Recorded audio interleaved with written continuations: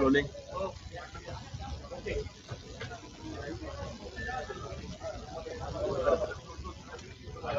सगळ्या पत्रकार बांधवांना नमस्कार. आवाज येतोय?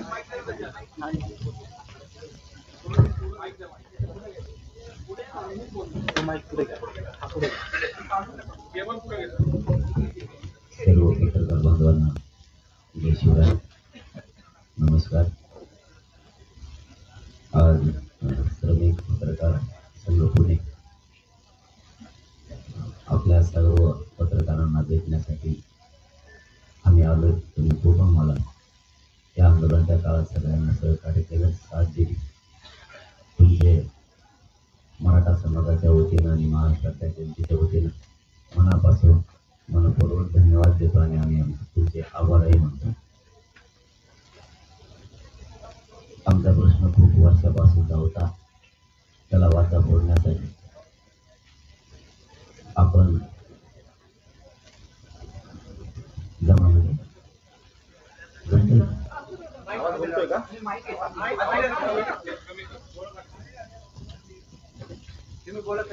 पुढं सरकारला भेटी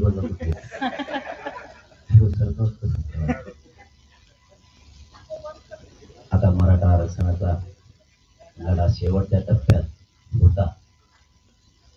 अंतरवालीपासून मुंबईपर्यंत जाईपर्यंत मुंबईच्या वेशीवरच मराठा समाजाच्या आरक्षणाचा प्रश्न एका शब्दामध्ये थांबलेला होता.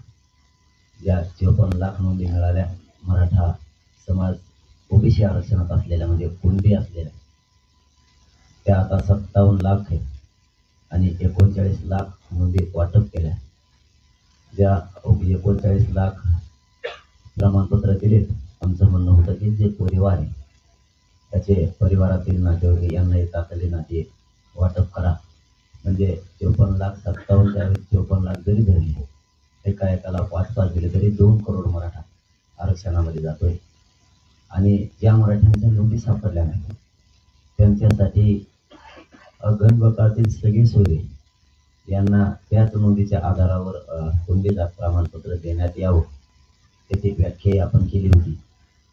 ती पिढ्याना पिढ्या परंपरेनुसार लग्नाच्या सोयरीकी जुळतात ते सगळे सोयरे, त्या सगळ्या सोयऱ्यांना ज्या मराठा बांधवांची नोंद मिळाली त्याच नोंदीच्या आधारावर ते देण्यात यावं, या मागणीसाठी मुंबईपर्यंत मराठा समाज लाखो करोडच्या संख्येने गेला. आणि सरकारनं राजपत्रित अध्यादेश 27 जानेवारीला मुंबईच्या वेशीवरच काढला. मुंबईत जाण्याचीही मराठ्यांना गरज नाही पडली. हा मराठा समाजासाठी आणि गोरगरीब गरजवंत मराठ्यांसाठी हा 70-75 वर्षातला पहिला मोठा कायदा आहे. आणि मराठ्यांच्या पोरांनी सांगितलं होतं की आम्ही शांततेत मुंबईला जाणार आणि येताना शांततेत आरक्षण घेऊनच येणार. कायद्याचा अध्यादेश झाला, अधिसूचना निघाली म्हणजे आरक्षणच घेऊन आले. आता येत्या 15 दिवसात त्याचं कायद्यात रूपांतर होईल आणि घराघरातल्या महाराष्ट्रातल्या मराठा समाजाच्या ज्याच्या नोंदी सापडल्या त्यांना आरक्षण मिळणार. हा मराठा समाजाचा प्रचंड मोठा विजय. याचबरोबर त्या दिवशी दिवाळी पण मराठा समाजानं गुलाल उधळून साजरी केली. आता आणखीन एक महादिवाळी होणार आहे. त्या कायद्याच्या मार्फत एक प्रमाणपत्र मिळालं सगळ्या सोयऱ्यांसाठी की महाराष्ट्रात महादिवाळी. आणि आम्ही म्हणतो तसं करतो. या भारतात आणि महाराष्ट्रात पुन्हा अशी सभा झाली नसेल ती प्रचंड मोठी विजय सभा त्यानंतर होणार. धन्यवाद. आपल्याला काय विचारायचं असलं आपण विचारावं. मराठा आंदोलनाबद्दलची माहिती तुम्ही सातत्याने वेगवेगळ्या माध्यमातून मागण्यात आलेला आहे. पण मनोजदादा पाटील हे नेतृत्व घडलं कसं त्याच्याबद्दल आम्हाला थोडं जाणून घेतलं. त्यामुळे तुमचा प्रवास सुरुवातीचा कसा होता, तुम्ही कुठून आलात, तुमचं पार्श्वभूमी काय आहे, शिक्षण काय झालं, यापुढे तुम्ही कुठल्या राजकीय पक्षी संबंधित होतात का, हा सगळा तुमचा थोडासा इतिहास घेतला. नाही, मी नेतृत्व हातात नाही. सगळ्यात अगोदर तिथंच माझ्या मराठा समाजानं मला शिकवलं. मला नेतृत्व नको. मी पोरं बघत होतो, मला फोन येत होते. ते एका टक्क्यावर जर एखादा लेकरू उठलं तर त्याची वेदना किती, त्याला किती त्रास होतो. एखाद्या मुलीचा नंबर एखाद्या टॅक्टर घेतला, ते अधिकारी उंचावर करायला त्यांची ती वेदना ऐकायला येतं. म्हणून नेतृत्व नको, पण आपण आंदोलन केलं पाहिजे, तर प्रामाणिक केलं पाहिजे. आपल्याला कोणी डाग नाही लावला पाहिजे की त्यांनी दुकानदारी चालू केली आणि पैसे जमा करायला लागले, कोणाच्या हातला फुकट घेऊन खायला लागलं त्या मराठ्यांच्या नावाखाली, किंवा कोणाला काही पण कामं सांगायला लागला विनाकारण पैसा जमा करायला लावायचा, काही गरज नसतानाही. म्हणून आपण ह्या प्रकारात नाही पडायचं. पाचशे सांगायचे ठरले तर मी एक शेतकऱ्यांच्या घरातला पोरगा आहे. कारण मला काही राजकीय वारसा अभ्यास असल्या काही गोष्टी नाही. मात्र 20-22 वर्षापासून मी सारखा समाजाचं काम करतो. आधी तर मी मोकळ्या मनानं बोलायला लागलो, इतकं मोकळं मी पण बोलत नाही कधी. परंतु मला खरंच कसलाच वारसा नाहीये आणि हे तपासलंय सुद्धा. ज्यावेळेस ते येवल्याचा माणूस म्हणला ते जे 5वी शिकलेला आहे, त्या दिवशी त्याच्या अगोदर 3 दिवस सरकारनं शोधलं होतं. मी सगळ्या प्रश्नाचं उत्तर देतोय. पण एक 2 मिनिट माईक फक्त जरा पुढे घेता का? ते आवाज अजिबात जात नाही, सगळं इको जातोय. थोडीशी त्यांनी पुढे गेला जागा करून बाजूला घेतलं. पुढे गेला. गुडघे बाजूला घेऊ. हा माईक पुढे पाहिजे. हा पुढे घ्या. खुर्ची मागे घ्या.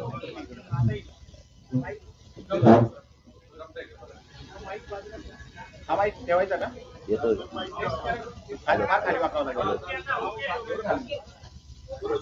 तुम्हाला हॅलो जमलं काकाने उष्ण घेऊ नाही माझ्यावर. नाही मी मानता ठरलो आज 6 रात्री झोपलेलो. काही प्रॉब्लेम नाही ना माझ्यावर घेतलं मग सुई लागत.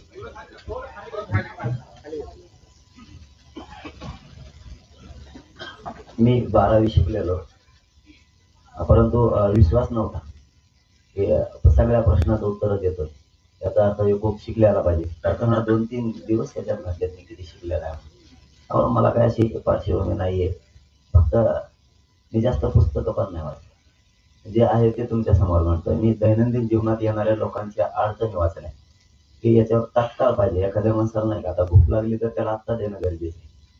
तात्काळ लगेच एखाद्याचा अपघात झाला त्याला तात्काळ हॉस्पिटलला न्यायला पाहिजे. तात्काळ याचा अर्थ लगेच. तुम्ही 15 दिवसांनी नेलं ते मरून जाणार. तसं तात्काळ आम्ही शोधलं की आता याच्यावरती उपचार करायचा असेल तर आरक्षण विषयावर इतका प्रचंड मोठा लढा उभा राहायला पाहिजे. आणि ते लढा उभा करण्यासाठी आम्ही गोदापट्ट्यातून अगोदर सुरुवात केली. 123 गावं ही 11 तालुक्यातले आम्ही एकत्र केली आणि त्यांना सांगितलं 100% तुम्हाला बाहेर पडायला लागलं. एवढेच विश्वास ठेवा. समाजात एक असं नैराश्याचं वातावरण गेलं होतं की इतक्या ताकदीनं मराठा एकत्र आला, हा काय घालू नये आता एकटं काय करणार. एक तर मी बारीक दिसतो त्याने माझ्या कोणी वारसा आठवायला.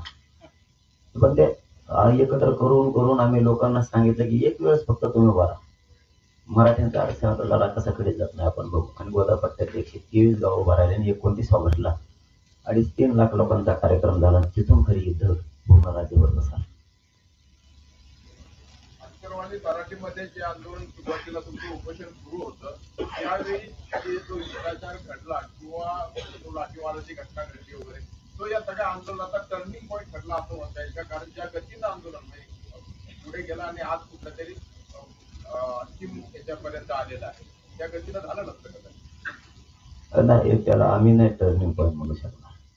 कारण आपल्या आईचे बहिणीचे डोके फोडून घेऊन टर्निंग पॉईंट किंवा आरक्षण आम्हाला इतकं पण महत्वाचं नव्हतं.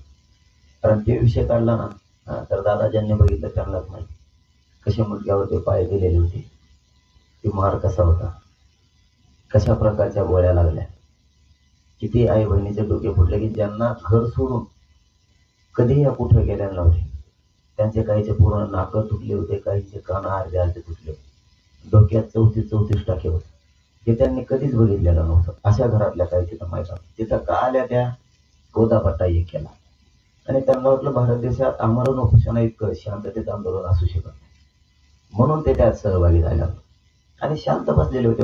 मी खरं सांगत, मी बघा मी कधी खोटं सांगतो, खरं सांगतो. चूक असली ना तर आम्ही मान्यच करतो आमची चूक, कधी पण आजच नाही. मला काय देणं घेणं नाही, साजं जरी लागली तरी पण आम्ही खरंच बोलतो. काही कारण नव्हतं. अगोदरच्या रात्री ते 400-500 जण पोलीस आले. पण त्याच्या अगोदर एक दिवस असं झालं होतं 19 तारखेला की एसपी साहेब आणि कलेक्टर साहेब माझ्याकडे आले. ते म्हणले 2.5-3 लाखाचा शहागडला जो आम्ही आंदोलन केलं होतं सगळा मॉब तिथं हरलेला होता. ते फक्त माझ्याकडे आणि ते म्हणजे काही करा, यांना फक्त शांत करा. नसता आमच्याकडे असून 2,000-2,500 इथला फोर्स आहे, खूप काही होऊ शकतो. एका शब्दात सांगितलं तुम्ही घराकडे जायचं. 2.5 ते 3 लाख लोक घराकडे गेले एका सांगण्याच्या एका शब्दावर. आम्हाला जर धिंगाणा करायचाच असता तर त्याच दिवशी आम्ही केला असता, कारण सगळे पोरच होते तिथं अंतरवाली. तिसऱ्या दिवशी आम्ही कसं काय धिंगाणा करणार? महिला आमच्या आई बहिणी तिथं बसलेल्या असताना 2-2, 4-4 महिन्याचे लेकरं सुद्धा ते थंडीत वाजते त्यांना, तरी पण लेकरं होती. एक माता मागली तर अशी होती, ती मांडीवरती लेकरू घेऊन बसलेली होती. ते 4 महिने वय असेल त्या मुलाला. आईचं डोकं इतकं फुटलं, गायचं लक्ष सुद्धा राहिलं आपल्या मांडीवर पोरग आहे, आणि ते पोरग पूर्ण रक्ताने भिजलेलं होतं. म्हणजे एवढं असं काय झालं होतं? म्हणून त्याला आम्ही टर्निंग पॉईंट नाही मानणार. तो खूप डाग आहे मोठा. इतकं निर्दयी सरकार मी माझ्या जीवनात कधी नाही बघितलं. चीड ही निर्माण होणारच, कारण तुम्ही इतका मार दिला, आत्ता पण सांगतो ना तुम्हाला. मला वाटतं आमच्या इथं असं नाही एखादा त्याच्यात आत्ता बी 13 गोळ्या त्याच्या हात लावला की दिसत. आत्ता इथं सोबत येत असे किती काय. तुम्हाला एकदम छेरे मारायची परवानगी नाही, तुम्ही ते कसे मारू शकता? मुंबईपर्यंत पोरं ऍडमिट केले तरी नाही निघाले. काही काहीच्या त्या फुफ्फुसाच्या खाली मासात गुंतून बसले, ते कसे काढायचे हे सुद्धा आता मोठा प्रश्न आहे. नाही निघाले. म्हणजे इतका अन्याय आणि इतकं हाल. काय केलं होतं तर काहीच नाही. बसले अगोदर त्या रात्री 5-7 आले, ते म्हणले फक्त तुम्ही उपचार घ्या. मी एकतर उपचार घेत नाही कधी, मी पाणी पित नाही, जेवायचा तर विषयच नाही, इतका कठोर उपोषण करतोय. तर ते SP साहेबांनी त्यांनी त्या दिवशी मॉब ठरलेला शांत केल्यामुळे त्यांनी पाठ थोपाडली.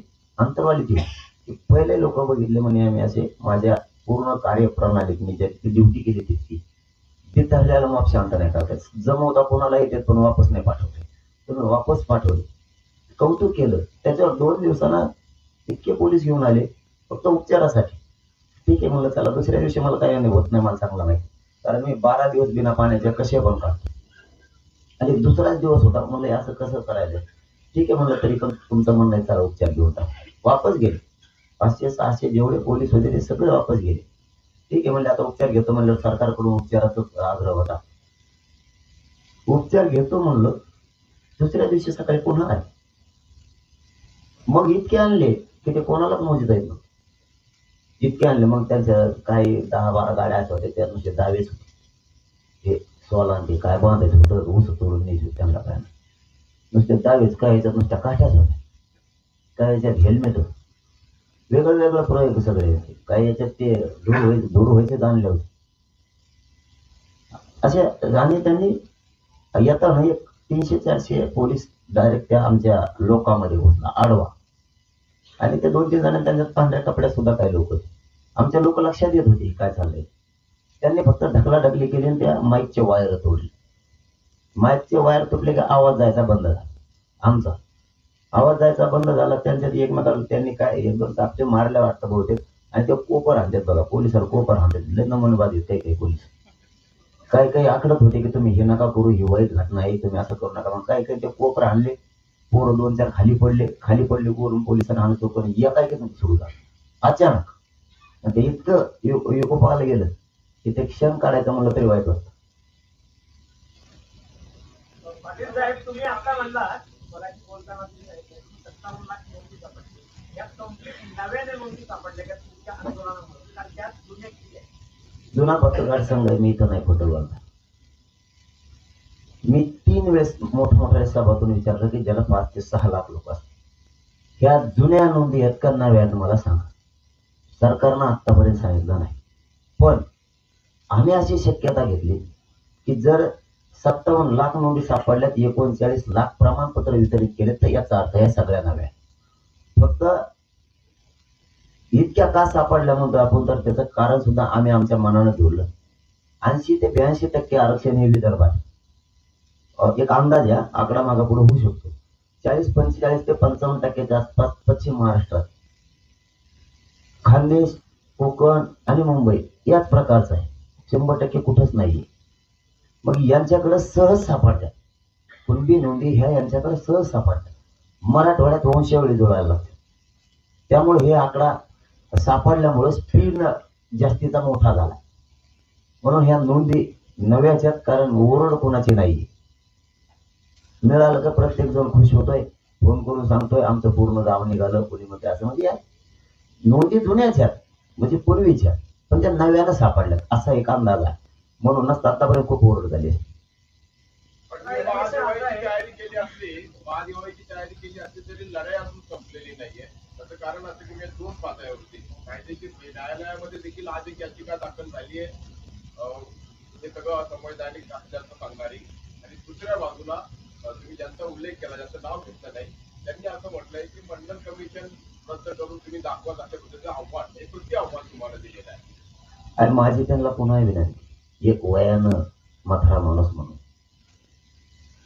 ते त्यांनी अशी चॅलेंज देऊ नये. कारण मंडल कमिशन स्वीकारलेलं नाही ना, आम्हाला गोरगरिबाचं वाटलं नाही करायचं. कोणाच्या लेकराचं वाटलं करून आमचे पोरं आम्हाला नाही मोठे करायचे, नाही करायचे. कारण आम्ही सुद्धा काहीतरी आमच्याकडं पुरावा असल्याशिवाय नाही बोलत. आम्हाला नाही वाटलं करायचं. गोरगरीब महाराष्ट्रातल्या ओबीसी बांधवांना त्याला एकदा समजून सांगावं, तुझ्या राजकीय स्वार्थापोटी तो गोरगरीब पोरांचं नको वाटलं. असे चॅलेंज देऊन त्यांनी सभा घेऊन 3 केसेस मागे घातल्या त्याचे. त्याला जर असं चॅलेंजच द्यायचं होतं, ओबीसी बांधवाचे त्याला मायाच असती, तर धनगर बांधवांच्या आरक्षणाच्या बद्दलचं मी त्याला चॅलेंज दिलं होतं की तू धनगर बांधवांच्या आरक्षणाच्या बद्दलची भूमिका स्पष्ट कर. आणखीन केली नाही. ज्या 12 बलुतेदार जाते त्यांना ते आरक्षण खाऊ देत नाही, त्यांनी मला पुसद वाशिम मध्ये येऊन सांगितलं होतं वेगळा प्रवर्ग आमचा करायचा, त्याबद्दलची भूमिका सांग म्हणलं, नाही सांगितलं. आम्ही तरी सांगितलं यांचा NT सारखा वेगळा प्रवर्ग करावा, म्हणजे यांना धक्का लागणार नाही यांच्या भविष्याला. त्याबद्दलही केलं नाही. हे असं चॅलेंज देऊन याच्या राजकीय स्वार्थासाठी हे सगळं आरक्षण झाले. म्हणून सामान्य ओबीसी बांधवांनी त्याला शांत राहायचं, सांगावं की तू आरक्षणाच्या बद्दलची चॅलेंज करू नको. काहीही होऊ शकतं. बाळासाहेब थोरात यांनी ओबीसीचं आरक्षण चॅलेंज केले कोर्टात. आपल्याला माहिती की याचिका आहे, ते आपल्यासोबत राहिलेले आहेत. मग आता तुम्ही ओबीसी मध्ये सगळे आलेला आहात, मग उद्या जर चॅलेंज झालं, तुम्ही त्यांना विनंती करणार की ती याचिका मागा द्या? कोणाला? बाळासाहेब थोरात आता आम्ही टाकायचं म्हणत होतो, तेव्हा जर येडवणी करायलाच लागला. आम्ही गावखेड्यात हिंडणार आहे, डायरेक्ट करणार नाही. मी पुन्हा तेच सांगतो, या पत्रकार संघात मी सगळं खरं बोलतो, पाहिलं खरंच बोलणार. आम्ही आणखीन गावखेड्यात जाऊन विनंती करणार की याला समजून सांगा, मंडल कमिशन चॅलेंज होतोय, आम्हाला नाही कोणाचं वाटलं करायचं, याला हे आमचे चॅलेंज करायचं बंद कर. 3दा झाले आमचं आरक्षण घालवायचं, काही पडद्याच्या मागून आहेत, काही पडद्याच्या पुढून. कोण काय करतं आम्हाला काही मिळत लागत नाही. मागाशी तर झालं तरी आमचं कोकण हरदेत कागद मिळत लागत. आम्ही 70 वर्षापासूनच्या नोंदी सापडल्या तरी म्हणते हे मागच्या दारातून आल्या, मागच्या दारातून कोण येत असतात, सगळ्या पुढून आल्या. इथं समिती काम करते तरी तो मागच्या दारातून आल्या. म्हणजे आमच्या विषयीचं जे आकाश आहे ती त्यांनी सोडून दिला पाहिजे. आता तर नोंदी सापडली, इथं मागच्या ठीक आहे, चला 2 वेळ झालं, राणे समितीच्या टायमाला झालं, गायकवाड कमिशनच्या वेळेस झालं, भोसले साहेबांचा अहवाल आला त्यावेळेसही तसंच झालं. तुम्ही ज्या वेळेस करायचं त्यावेळेस मराठ्यांच्या विरोधात केलं. ज्यावेळेस सारथीचा निधी दिला गेला त्यावेळेस तुमची हीच भाषा. ज्यावेळेस अण्णासाहेब पाटील विकास महामंडळाला भाग भांडवल दिलं त्यावेळेस तुमची हीच भाषा. PhD धारकांना काय निधी दिला त्यावेळेस हीच भाषा. आधी संख्या पद निर्माण करून ESBC आणि ECBCचे विद्यार्थी घेतले त्यावेळेस पण तुमची हीच भाषा. कधीतरी तुम्ही कोणाच्या तरी मुलं स्वतःचा मुलगा म्हणून त्याच्याकडे बघून प्रत्येक वेळेस आकसच व्यक्त करावा असं नसतंय, परंतु तो थांबतच नसेल तर आमचा नाही. पाटील साहेब, पहिल्या दिवशी तुम्ही ज्या आरक्षणाची मागणी केली त्याला त्याच्यामुळे काही तांत्रिक मुद्दे उपस्थित होतात. टेक्निकल फीचर ज्याला म्हणतात, एकतर कुणबीचं आरक्षण घेता येईल किंवा ACBCचं आरक्षण घेता येईल अशी परिस्थिती. आता ज्यांनी ACBCचं आरक्षण घेतलेलं आहे, मराठा किंवा कुणबी समाजातल्या मुलांनी, त्यांना कुणबी समाजाचा ओबीसीचा लाभ घेता येणार नाही. काही ठिकाणी मोठे तांत्रिक मुद्दे निर्माण झाले आणि असं होऊ शकतं जर या केसेस कोर्टामध्ये गेल्या, ओव्हरलॅप झाल्या, राजकीय त्याच्यातला भाग सोडून जरी दिला तरी तांत्रिक मुद्द्यांवर आणि कायदेशीर मुद्द्यांवर जर कोर्टामध्ये लढाई झाली तर हे आरक्षण जाईल अशी परिस्थिती असं कायदेतज्ञांचं म्हणणं आहे. त्याच्यावर तुम्ही भूमिका काय घेणार? आंदोलनाला जे मिळालं ते परत कोर्ट केसेसमध्ये जर जाणार असेल तर पुन्हा भ्रमनिराश होणार नाही. कोणतं आरक्षण म्हणतात? ECBCचं का आता नोंदी? दोन्ही आरक्षण एका वेळेस एकाच नाही, एक नाही होऊ शकत. एका वेळेस एकाच आरक्षणाचा लाभ घेता येतो, पण आता अशी स्थिती निर्माण झालेली आहे की आधी ACBCचं आरक्षण घेतलं आणि आता ओबीसीचं तुम्ही जे म्हणताय ते आरक्षण मिळेल, तर त्यातनं नवीन जो मुद्दा तयार होतोय तांत्रिक, त्याच्यामध्ये ही दोन्ही आरक्षण रद्द होऊ शकते न्यायालयामध्ये. एकाच प्रवर्गाला 2 वेगवेगळे आरक्षण वेगळ्या माध्यमातून मिळतात. हे जर न्यायालयामध्ये सिद्ध झालं तर ही दोन्ही आरक्षण रद्द होऊ शकतात. त्याच्यामध्ये ईडब्ल्यूएस जे आरक्षण आहे त्या संदर्भात 8 आणि पहिलं जे आहे तुम्ही एकीकडे आता कुणबी आणि मराठा एकत्र आहे असं म्हणून ते लॉजिक दिलं त्याच्यामुळे मराठ्यांना आरक्षण मिळेल. आता ओबीसीचं आरक्षण रद्द करा असं जर तुम्ही मागणी केली तर त्यात कुणबी येत आहे तुम्हाला.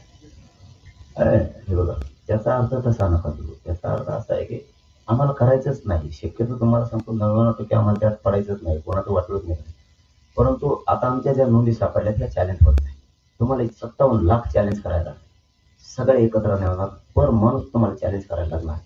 ही साधी सोपी प्रक्रिया नाही. कारण जर आमचं शासकीय नोंदी या भारतातल्या पहिल्या नोंदी आहेत की मराठा समाजामध्ये हे चॅलेंज होणार नाही. ह्या चॅलेंज झाल्यावर तर ते आरक्षण राहूच शकत नाही. आणि ईसीबीसीच्या बद्दल समाज ठरवलं तुम्हाला कोणतं घ्यायचं. तर आमची मागणी, आपल्या जर शासकीय ओबीसी आरक्षणातल्या नोंदी सापडल्या तर आपण सगळ्यांनी ओबीसी आरक्षणच घ्यायचं. याच्यापासूनचा डबल फायदा आहे, तो राज्यात पण आहे आणि केंद्रात पण आहे. म्हणून शक्यतो सगळा भर इकडेच राहणार. ईसीबीसीच्या बद्दल जर ते खूप लांबचा प्रश्न आहे, क्युरिटी पिटिशन ओपन कोर्टात येईलच का, कारण ते उपचारात्मक याचिका आहे. त्याच्यावरती ती जर ओपन कोर्टात आली तर जर तरचा प्रश्न, हे खूप किचकट प्रक्रिया आहे. त्यामुळे हे सोपं आहे. इथं मराठ्यांच्या ओबीसी आरक्षणात असलेल्या नोंदी सापडल्या तर आपण सगळ्यांनी हेच घ्यावं आणि आपले पोरं मोठे करावे. आणि ज्यांना ईसीबीसीचं घ्यायचं, ज्यांना वाटतं की आम्ही ते घ्यायचं, जर ते टिकलं नाही तर तुमच्याच पोरांचा वाटोळा होत आहे. म्हणून या श्रमिक पत्रकार संघातून मी महाराष्ट्रातल्या मराठा समाजाला आवाहन करतो की तुम्ही आहे हे ओबीसीचं आरक्षण घ्या. त्या नादात परत असं होऊ नये की ते पुन्हा उडायचं तुमच्याच लेकराचं वाटोळा आहे. राजकीय आरक्षणाबाबत बोलला नाही का तू? राजकीय आरक्षणाचा जो प्रश्न निर्माण होईल, राजकीय प्रतिनिधित्व मिळण्यासाठी ते आरक्षण म्हणजे मराठा ओबीसी आपले राजकीय आरक्षण असतं स्थानिक स्वराज्य संस्थांमध्ये, विधानसभांमध्ये. त्याच्यामध्ये जर मराठा समाजाला प्रमाणपत्र मिळाले तर ते ओबीसीतनं लढतील. त्याच्यामुळे ज्या इतर ओबीसी समाजाला राजकीय प्रतिनिधित्व मिळत होते ते मिळणार नाही हे स्पष्ट आहे. त्याच्यावरती तुम्ही अजूनपर्यंत कुठलीच भूमिका जाहीर केलेली नाही. इतर जे ओबीसीना राजकीय प्रतिनिधित्व मिळावं म्हणून आरक्षण होतं ते पूर्णतः फेल ठरेल. जर जी प्रमाणपत्र मिळाली तर राजकीय प्रक्रिया त्याचं काय करायचं? पण आम्हाला त्या राजकीय बाबत कोणी भूमिका विचारलीच नाही. ते नाही विचारायला पाहिजे. आपण आमची खरी भूमिका अशी आहे की आम्ही लढताना मराठ्यांच्या पोराला शिक्षणात, नोकरीत आणि हे ओबीसी आरक्षणातला फायदा झाला पाहिजे यासाठी लढाई होती. मराठा आणि कुणबी एकच यासाठी, पण तसे पुरावे पण दिले. फक्त आमचं एक म्हणणं, त्यांचे जे फायदे माणुसकी म्हणून ते आमचे फक्त खाल्ले पाहिजे, याच्यावर मात्र आम्ही ठाम. त्यांचे जिथं ओबीसीचे फायदे होते तिथं मराठ्यांचे झाले पाहिजे. राजकीय आरक्षणाचा उपयोग काय? व्यवस्था जी निर्माण केली होती राजकीय प्रतिनिधित्व मिळावं म्हणजे त्याचे वाटेकडे त्या उद्देशाचं काय? ते उद्देश धरून हे आंदोलन बी नाही आणि मागणी नाही, पण त्यांचे जिथं फायदे होते तिथं मराठ्यांचे झाले पाहिजेत या मताशी मी ठाम आहे. मराठा समाज सुद्धा ठाम.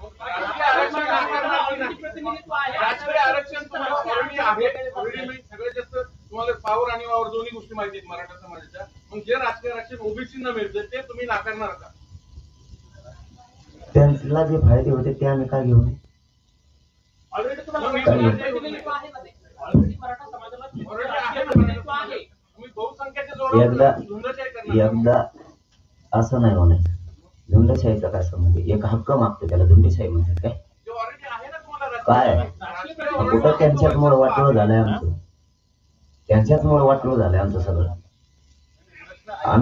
आम्हाला एकदा आम्ही मागणी करतोय ती मिळू द्या. आम्ही समाज ठरवून पुढच्या त्या भूमिकेबद्दल काय करायचं ठरवू.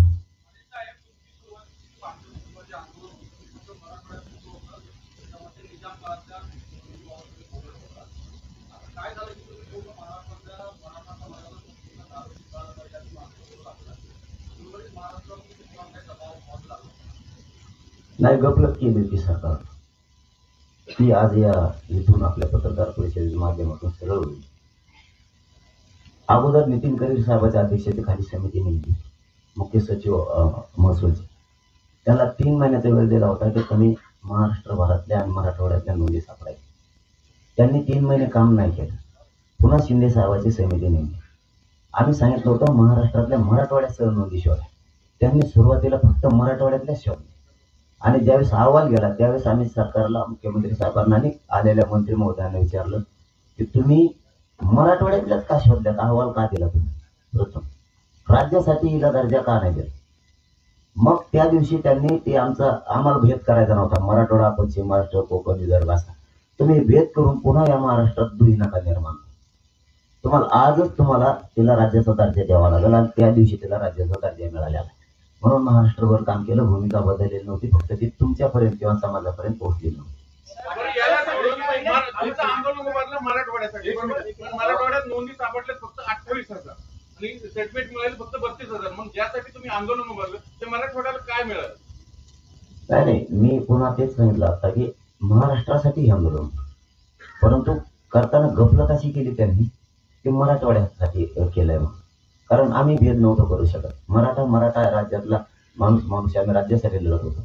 आता ते हैदराबादचं जे 1884 गॅजेट तेही घेणार. पुन्हा समिती 2 महिन्यासाठी मराठवाड्यात सह महाराष्ट्रात पुन्हा काम करायला लागली. नोंदी खूप सापडायला काही अधिकारी देत नव्हते, आम्ही सिद्ध करून दाखवलं. परळी सारख्या शहरात म्हणजे तालुक्यात एकही नोंद नाही म्हणून निरंकाव अहवाल दिला. तिथं 23 गावं सापडली. गेवराई सारख्या तिथं निरंकाव म्हणून तहसीलदारांना अहवाल दिले की एकही नोंद या तालुक्यात नाही. तिथं 123 गावं निघालेत आजपर्यंत. आम्ही खाजगी अभ्यासक नेले आमचे, कारण त्याच्यात 16 प्रकारच्या मोडी लिपी यांच्या अभ्यासकाला फक्त 3च वाचित आहेत. त्यामुळे तिथं इतक्या नोंदी सापडल्या. तसं समिती आता पुन्हा 2 महिने काम करणार, नोंदी सापडणार आहेत. 1884 जनगणना आणि 1884 गॅजेट पण, 1902 गॅजेट पण घेणार आहेत. DV लस म्हणून होते तेही घेणार आहेत. तुमच्या जन्म दाखला पण घेणार आहेत. आता संस्थानाकडे काही हजारो वर्षापूर्वीचे पुरावे तेही घेण्याचं त्यांनी संस्थानाकडे आता कबूल केलं. पूर्वीचे काही ते जाट होते भाट राजस्थानचे, त्यांच्याकडे वंशावळी तेही घेणार आहेत.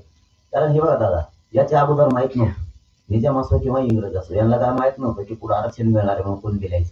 जो काम करतो, शेती करतो त्याला लिहायचं, त्याची जात लिहिली जायची.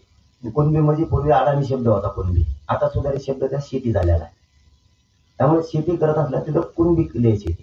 तसे पुरावे तिथं पण आहेत. आता त्यांनी शासकीय नोंद जर त्याचे घ्यायचे असले त्याला अगोदर आता पुरातत्व विभागाकडे द्यावा लागणार.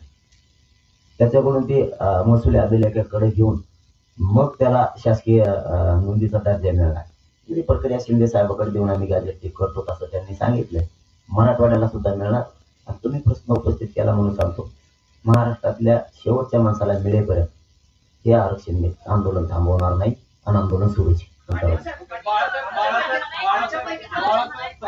आमच्यापैकी बऱ्याच जणांनी पहिल्या दिवसापासून आंदोलन कव्हर केलं. सुरुवातीला जी मागणी होती ती तुम्ही ठाम ठेवली, पण पुन्हा त्याला ओबीसी वर्सेस मराठा असा जो वाद राज्यात निर्माण होण्याचा प्रयत्न केला गेला, ज्यांचं नाव घेणं तुम्ही पहिल्या वाक्यापासून टाळताय. त्यांनी आज सुद्धा असं म्हटलं की गावागावात अजूनही ओबीसीना त्रास दिला जातोय, उन्माद केला जातोय मराठा समाजाकडून. 3-3 वाजेपर्यंत डीजेला नाचवलं जातं, त्यामुळे ओबीसीना त्रास होतोय. हा पुन्हा मराठा वर्सेस ओबीसी वाद पेटवण्याचा इच्छा आहे सगळ्यांची असं वाटतं. काय नेमकं इतकं ध्यानात नाही काय तुम्हाला? मराठा वर्सेस ओबीसी वाद का पेटवला जातोय? मराठा वर्सेस वाद पेटवण्याचा प्रयत्न आहे का? ओबीसीना गावागावात त्रास दिला जातोय, उन्माद माजवला जातोय मराठ्यांकडे. असं एखाद्या गावातलं स्टेटमेंट आहे त्याचं सोडून नाही, मुद्दा असा आहे पाटील साहेब, तुम्ही भाषण करताना काही स्टेटमेंट दिलेली आहे. त्यांचं सोडून नाहीये. गावखेड्यात आम्ही लय प्रेमाने, मी भाषण नाही करत नसतो, हे सत्य आहे की आताही आम्ही एकमेकाच्या लग्नाला जातो, मोटरसायकल जाताना दोघं पण नसताना ते पेट्रोल टाकतो गाडी. त्याने आज या पाहिजेला तर आम्ही उद्या पाहिजे नाही दिला एकामेकाचे आम्ही पालत कथाकच गोडीला त्या कामात. एवढं प्रेम आहे आमचं एकमेकावर गावखेड्यात. आत्ताही कोणाचे मोटर जळाले ना तर आपण म्हणतो तुझं पीक जळून देऊ नको, तुझ्या पिकाला पाणी. ही रिअल परिस्थिती आत्ताची. नांगरा सुद्धा बैल एकमेकाला देतो आम्ही. हे गावखेड्यातलं खरोखरचं प्रेम आहे. ते दूषित हे करायला लागले. मी म्हणलो आधी होते घ्या कोरटे घ्या हे म्हणले, तरीही आम्ही शांततेचं आव्हान केलं. आता गाणे लावून नाचत त्याला काय नाही, ते तर झोपल्याला येशील तिकडे, इकडं आम्हाला काही त्रास नाही दोघाला.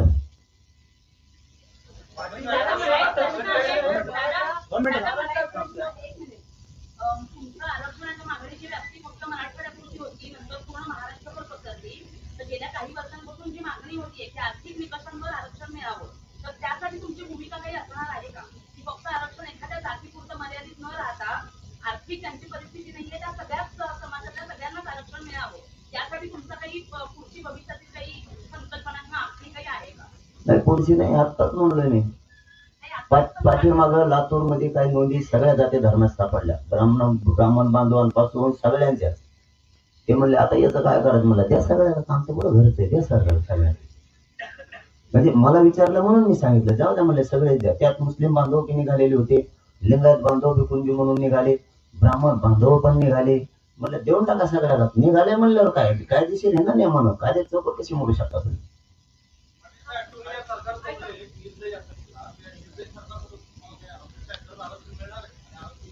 आणि ह्याला जोडून एक प्रश्न आहे, तुम्ही आता सरकारला 15 दिवसाची मुदत दिली आहे, नाहीतर परत आंदोलन करणार आहे, तर त्याबद्दल काय सांगा? नाही मुदत नाही दिली, ते काहीतरी त्यांचं असं दोन धोरण कायदा बनवत असल्यावर अगोदर असते 15 दिवस कधीही असू दे. लायसन द्यायचं असल्या एखाद्या दुकानाचं तरी 15 दिवस आधी सांगायचीच असते, असा गोल आहे त्यांचा काहीतरी. त्यामुळे ते मुख्यमंत्र्यांनी सूचनाच केली का? एकेकाने हात वर करून विचारा, एकेकाने दिलं ना आणि घेतल्याची थोडी कमी. तसं असलं मी परत जात असतो मुंबईत, तितकंच गबाळ घेऊन सगळं.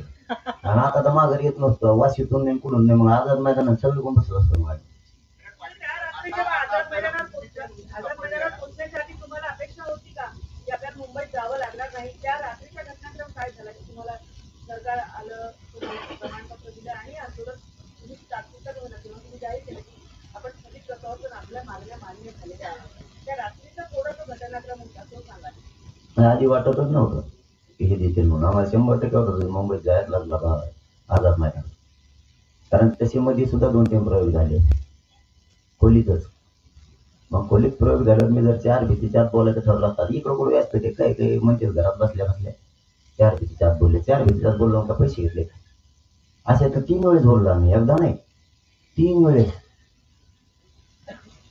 पण आम्हाला जे पाहिजे होतं त्याच विषयावरती आमची व्याख्या आणि सगळे सोयरी त्याची वाक्यासह आम्हाला तिथं ते पाहिजे होतं, म्हणून ती खेळ हिसकाडायचा आमचा. एकदा तर त्या लोणावळ्यात का कुठं तरी तिथं खेळ हिसकाडला आमचा, पण तिथं भीतरीच होते. मग बोलावं कुठं आता ते भ्यायला लागले, मी काय करू त्याला. त्या अधिकारी मंत्री झोपते घरी, ते दिले अधिकारी पाठवून ते म्हणजे आम्ही नाही त्या पोरला आवडत देत म्हणे तिकडं नाही. मग म्हणलं बसा घरातच आता. घरात चर्चा झाली, कारण त्यांच्या पदाला प्रतिष्ठा असते, त्यांचं एक स्टेटस असतं आलेल्या अधिकाऱ्यांचे. ते लोकात नाही लोड घेत, ते लोड घेते त्यांच्या. 2-3 बारात घोषणा दिल्या तर ते म्हणजे दाराच बाहेर सुद्धा येत नाही, मी तुम्ही जर बाहेर चर्चा करा म्हणजे. मला मग आज बोलू आमची व्याख्या सांगितली त्याप्रमाणे आमचं सगळ्या स्वरांसाठी खरा जीव आग्रह होता.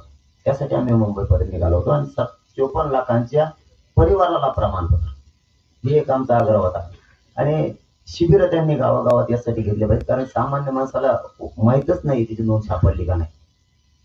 ते तुम्ही ग्रामपंचायतला चिटकेले सुद्धा पाहिजे किती नोंदी सापडल्या. हे सगळ्या गोष्टीसाठी केशिकचा विषय होता आणि ते सगळे त्यांनी निर्णय तिथे घेतले. राजपत्रित आदेश दिल्यामुळं आम्हाला जे पाहिजे होतं समाजाला गोरगरिबांचं कल्याण त्यात होणार आहे, काहींना नाही मिळालं. आता काहींची ही ओरडे, आता ते लगेच सांगतो मी तुम्ही पुढे विचारायचं नाही. राज्यामध्ये 2 उपमुख्यमंत्री आहेत आणि राज्यामध्ये 2 उपमुख्यमंत्री एक मुख्यमंत्री आहेत. तुम्ही मुख्यमंत्र्यांच्या फार जवळ असता, त्यांच्याशी जरा संलग्न असता, अशी जी टीका होते तुमची, तर नेमकं काय म्हणजे 2 मुख्यमंत्र्यांबद्दल तुमचं मत काय आणि मुख्यमंत्र्यांबद्दल काय? जवळ काय त्यांच्या नाड्यात गुतलं गेलं आंदोलन. जवळ काय त्यांनाच तो नाही, जवळ नाही काय नाही. जो आरक्षणाला विरोध करून त्यांना आम्ही सोडलेला, त्यांना सुद्धा नाही हल्ला झाला. त्याचं बघा तुम्ही हे काढून त्यांना सुद्धा त्या दिवशी सोडलेलं नाही. कारण आरक्षण हे नोंदी सापडलेलं असल्यामुळे आम्हाला आधार मिळाला. अगोदर आधार नव्हता, नुसतंच म्हणायचं मराठा कोणती आहे, म्हणजे एखादी जमीन आमची नाहीच आहे तरी आम्ही म्हणायचं ती आमचीच आहे, किंवा समोरचाही म्हणतो ती माझीच आहे. तुमच्याकडे 7-12 आहे का, मग तुमची आहे. तसं आम्हाला आता या पुणे शहरात 2 गुंठे जागा आहे आणि ते आम्हाला माहितच नाही आहे म्हणून. 7-12 मिळाल्यावर तुम्ही दादागिरी बघितली असली तरी तुम्हाला ते द्यावं लागणार. तसं आम्हाला आता आमच्या नोंदी मिळाल्या, त्यामुळं त्याला आडवं कोणी येऊ शकत नाही ना, आलं बी तरी ते आम्हाला हक्काचं आहे ते आता मिळणार. बाळासाहेब कराड यांची हायकोर्टामध्ये याचिका आहे. 20 मार्च 1994 त्यांनी CR चॅलेंज केलेला आहे. आता आपल्याला नोंदी मिळाल्या, आपल्या गोरगरीब विद्यार्थ्यांनी प्रवेश घेतले या याच्यात. तुम्हाला असं वाटत नाही कट ऑफ आहे सगळं अभ्यासक्रम तो वाढेल, तो आता उत्पन्न सर्वाधिक लागतो, तो फीमुळे सर्वाधिक लागेल. आणि दुसरं म्हणजे आपण म्हणतो की आपल्या समाजामध्ये खेळत गोरगरीब विद्यार्थी आता जर तुम्ही जर सगळं फीज बघलं, स्ट्रक्चर बघितलं तर एवढं आहे की गोरगरीब विद्यार्थ्यांना भरणंही मुश्किल नाही आहे. बरं ओबीसीतून आरक्षण झालं, इतकी लढाई खरंच या सगळ्या विद्यार्थ्यांना फी एज्युकेशन मिळणं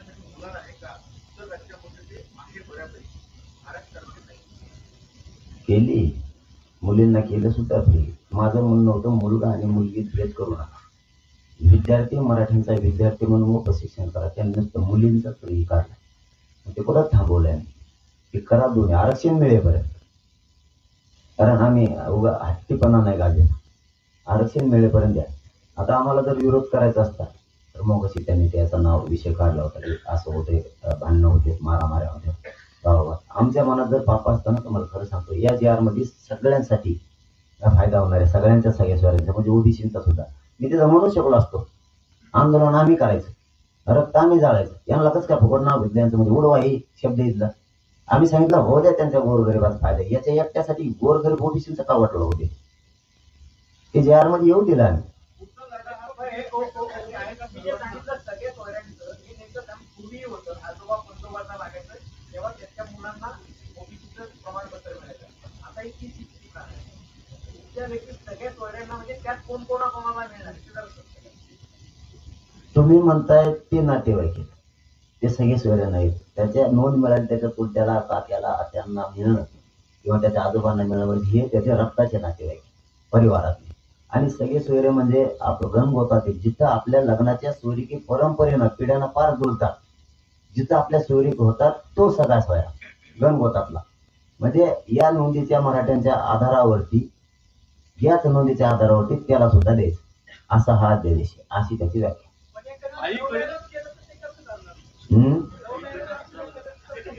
त्याला जाऊन द्या तिकडं नदी नदी हिंडून द्या तिकडे.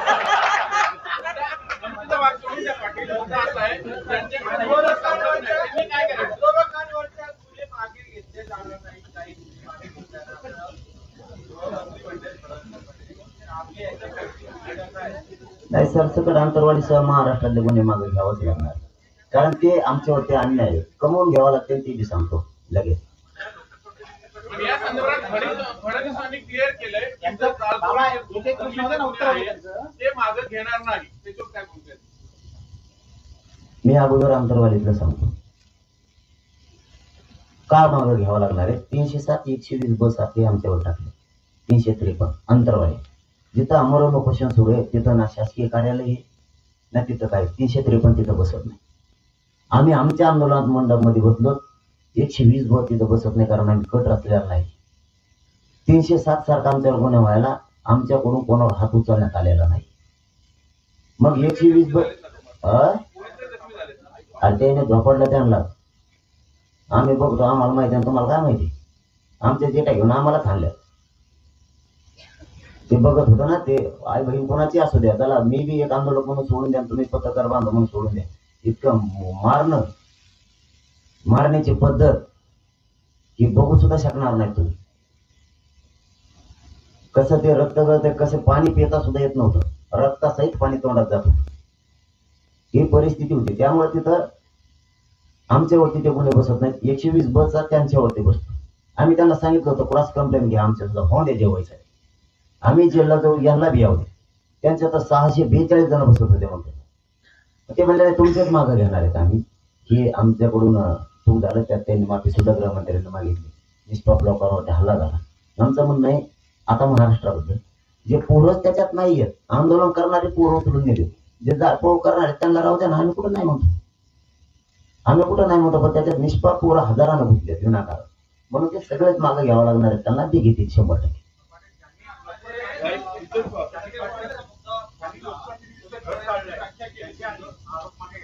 कोणाची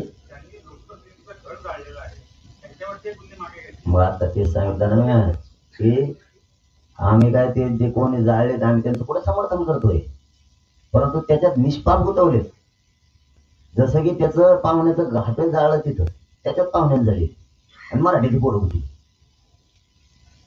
हे सीसीटीव्ही फुटेज आहेत त्यांची तिथं, एफ आय आर तसा. बाळासाहेब कराटेची हायकोर्टामध्ये याचिका आहे. आपल्याकडे जात आणि आरक्षण हे जन्मानुसार आहे.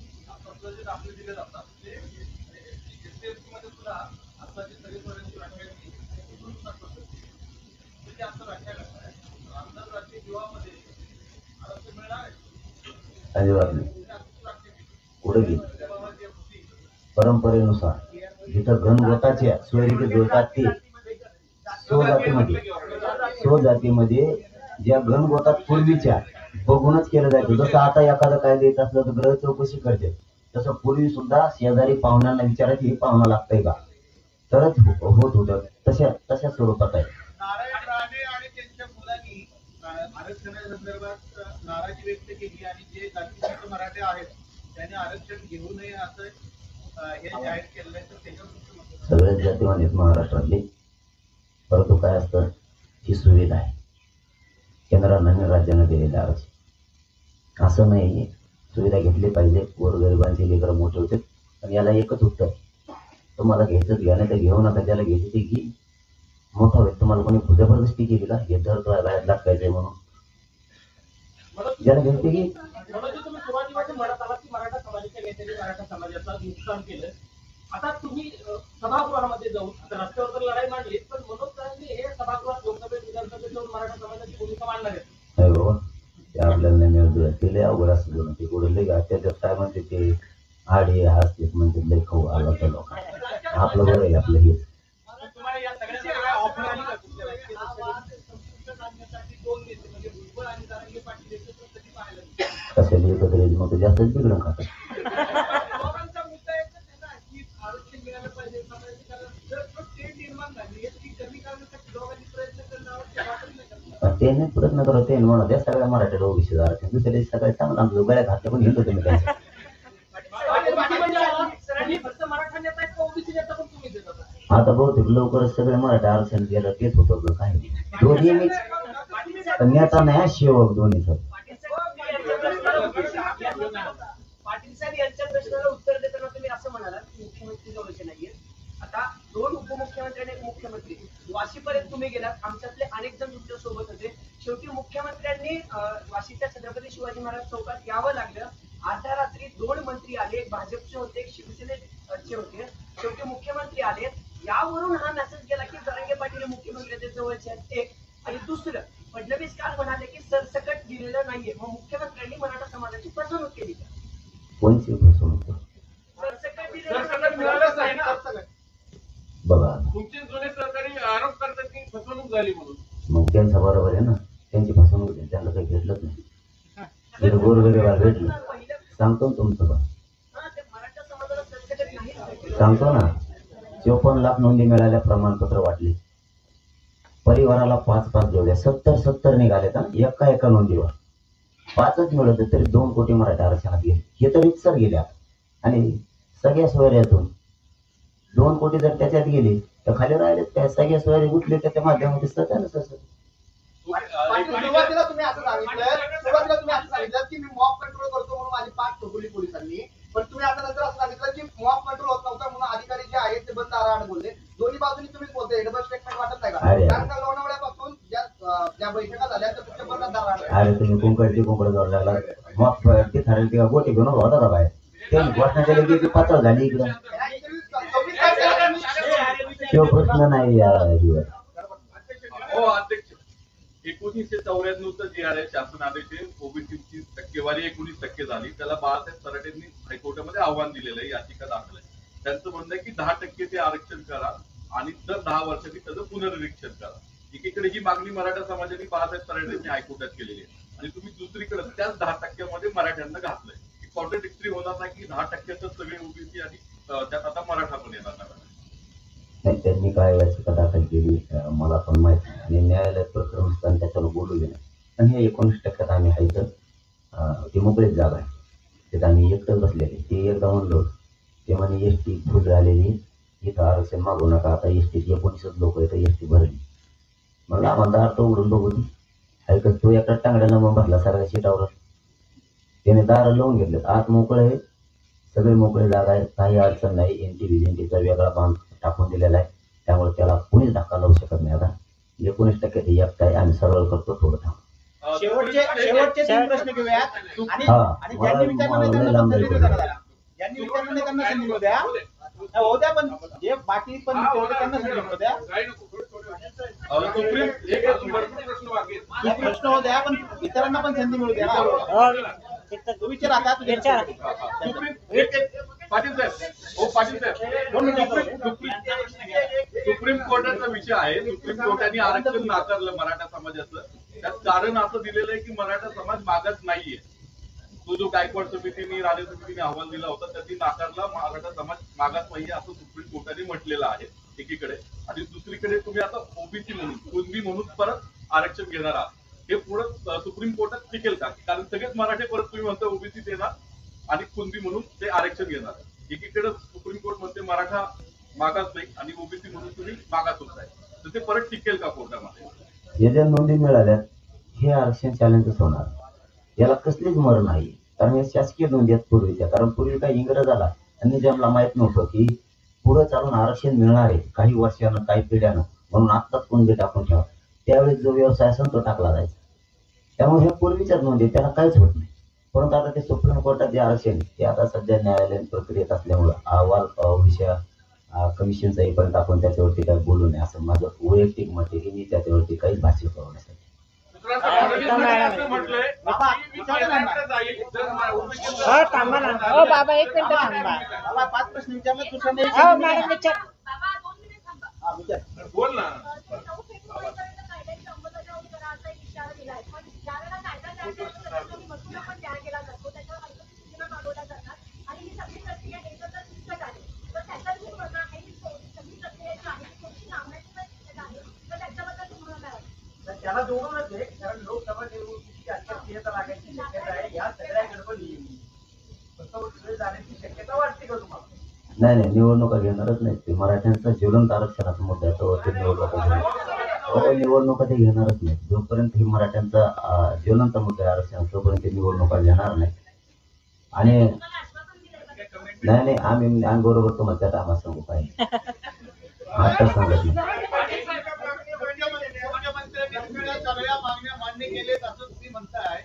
जर तुमची फसवणूक झाली हे जर सिद्ध झालं तर तुम्ही मुख्यमंत्र्यांच्या विरोधात आंदोलन करणार का? आता 10 तारखेला पोषणला बसवलंय मला परवा दिवशी लगेच 2 तारखेला. मला पुन्हा 10 तारखेला उपोषणाला बसायची का वाटते? सरकारने जे काय पूर्ण उल्लंघन आहे असं वाटतं? नाही, पूर्ण होतील, परंतु अधिवेशन 15 तारखेला आहे आणि हरकतीची तारीख 16 आहे. मग तुम्ही विशेष अधिवेशन केव्हा घेणार? 15 वर्षांनी. त्यामुळे 10ला आमरण उपोषण सुरू करायचं, कारण त्या कायद्याची आम्हाला अंमलबजावणी सुद्धा पाहिजे, कायद्यात रूपांतर होऊ.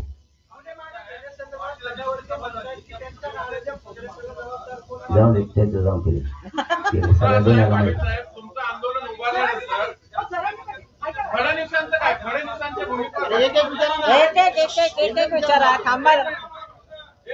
फडणवीसांचा विचार होते. फडणवीस असं म्हणाले की ओबीसी आरक्षणाला धक्का लागला तर आम्ही दिल्लीत जाऊ. ओबीसी आरक्षणाला धक्का लागला तर आम्ही दिल्लीत जाऊ असं ते म्हणाले. बरोबर आहे त्यांचं. ओबीसी आरक्षणाला धक्का लागला दिल्लीत जाणार, कारण ओबीसी आम्ही येत ना. ऐका ना, सगळ्यांना विचारू दे. थांबा जरा. बाकीचे पण विचारतात ना. विचारा. हो दे.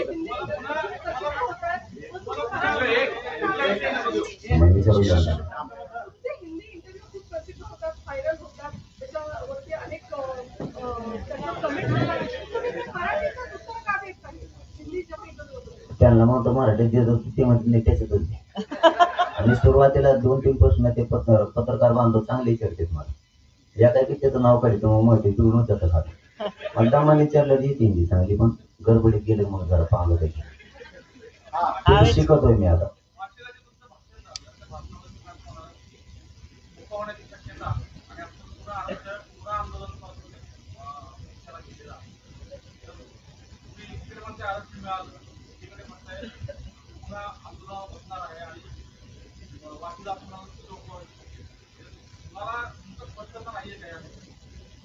आरक्षण मिळालं हेच खरंच आहे, कारण आरक्षण काय तिथं कुठे एखाद्या गोणीत किंवा घमेल्यात ठेवलेलं नाही. म्हणून आम्ही म्हणलो होतो की जाणार आरक्षणच घेऊन येणार. हे काय देतं राज्य?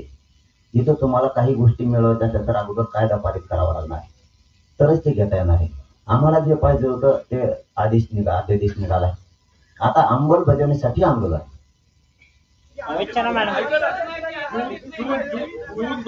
जून 2004 ला कुणबी मराठा कुणबीचा ओबीसी मध्ये समावेश झाला. त्याला 20 वर्ष झाली.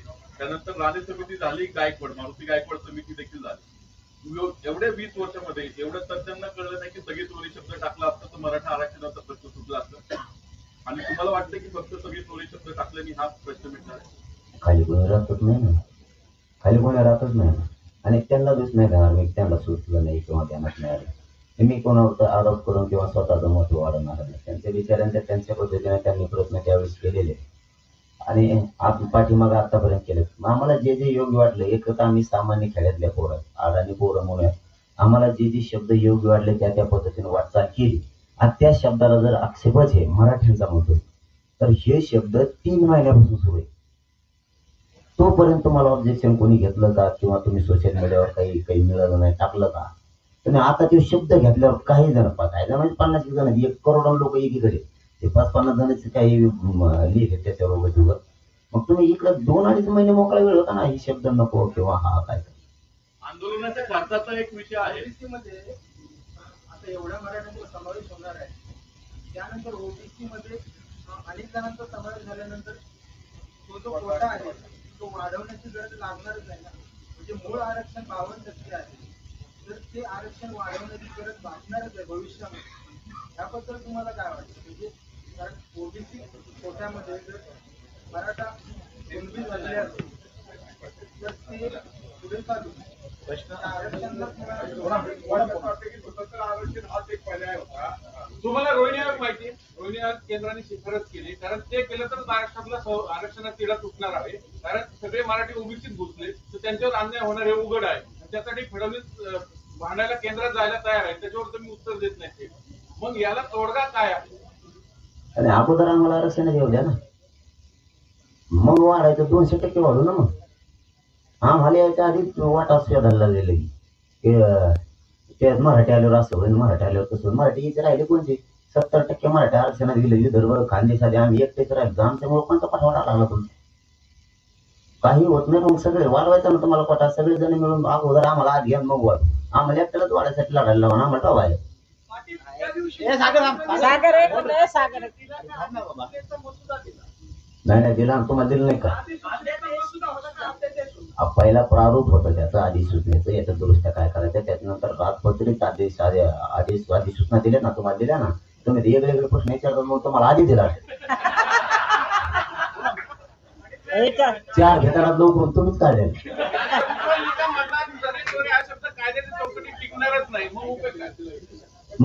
सरकारची जबाबदारी होती, त्यांनी 15 दिवस किस पाडलेला त्याच्यावरती. आणि आमची वकील आम्ही रात्रभर त्याची खोलीत घेऊन बसलो होतो.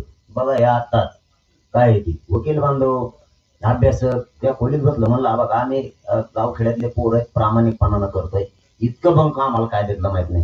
जनमताचा रेटा असला की एखाद्या गोरगरिबांचं कार्य होतं ते आम्ही काम करतो. तुम्ही तर अभ्यास करा, तुम्हाला इंग्लिश जमती, सगळा गोंधळ बघायला. ते 3 वाजेपर्यंत वाचत होते, त्याच होते तुम्ही सुद्धा 3 वाजेपर्यंत. आणि 3:30ला ते म्हणले हे ओके. मग मी जनतेत आमच्या पोरात गेलो, सगळे पोरं रात्री उठवले आणि सांगितलं असं असं आहे, काय करायचंय बघा. जेव्हा त्यांना सगळं वाचून दाखवलं, वकिलांचं त्यांना सांगितलं की वकील बांधव हायकोर्टातले काही अभ्यास केले, त्यावेळेस ते म्हणले मग आता यांच्यापेक्षा विचार कोण असते. ते म्हणले मग ओके, कारण आम्ही गेलोच होतो त्या सगळ्या स्वैरांच्या आदेशासाठी. आता काय तर त्याचा पारित होईल. प्रश्न राजकीय नाहीये, पण तुम्ही आता एकंदर तुम्हाला सगळं फक्त मराठा नाही तर सगळ्याच जातीचे युवा पिढी ती फॉलो करते, तुम्हाला आदर्श मानते, तर त्यांच्यासाठी तुम्ही काय सांगाल? काय वाटतं द्या किंवा त्यांना काय नाही आता गोरगरीब करोडच्या संख्येनं मराठा 5 महिन्यापासून लागलाय, सगळ्या ताकदीला लागला. स्वतःच्या घामाचे कष्टाचे पैसे वापरले, ताकद वापरली. आता फक्त शिका, तुम्ही मोठे व्हा, आरक्षण तुम्हाला मिळालंय. एवढाच संदेश आमच्याकडून. तुम्ही क्लास 1 क्लास 4चे अधिकारी व्हावं, IPS IAS दर्जाचे अधिकारी व्हावं, हीच आम्हाला तुमच्याकडून अपेक्षा. तुमच्या अंगावर वर्दी चढलेले आम्हाला बघायचे, याच्यासाठी आम्ही जीवाची बाजी लावली. इथून पुढे सगळं सुद्धा लावणार. धन्यवाद. जय शिवराय. धन्यवाद. राम राम.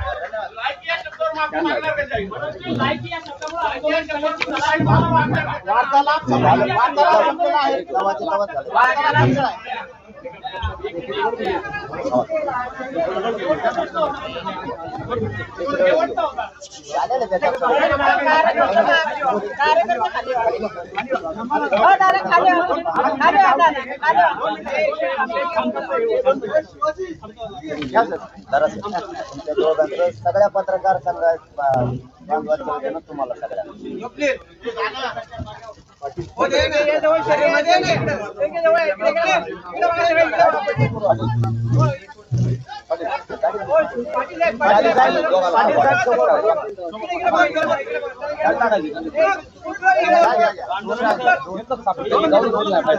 दोघाला मध्ये घेऊन टाकायचं. बरोबर